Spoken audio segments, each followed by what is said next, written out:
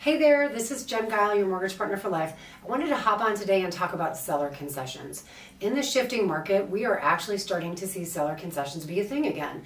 And I would say on about 35 to 40% of the contracts we're receiving lately, we have seller concessions on there. So I wanted to touch on a couple things.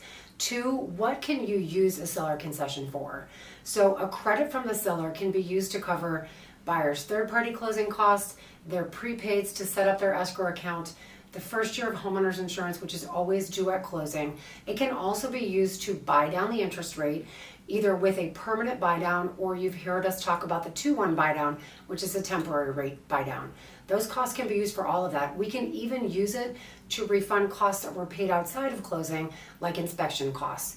One thing that's important to note is the credit cannot exceed the actual costs. So if the closing costs are $5,000 and you've negotiated a $6,000 credit, we have to find a place to use that $1,000. If we don't, an example, rate buy down, that money goes away. It cannot be used to reduce down payment or the price of the house.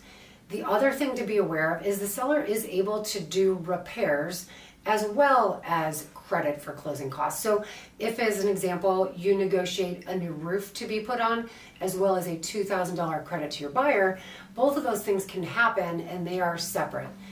In each transaction type, VA, FHA, conventional loans, there are different amounts of seller credits that are allotted, and on conventional loans, it's different based on the down payment your buyer is making. So make sure to check in with us before you negotiate anything or finalize a contract, again, so that we can really leverage those costs in the best way for our buyer. We'll put a chart below that's real handy, but if you have any additional questions, give me a shout. As always, thank you for your continued support and referrals. We'll talk to you soon.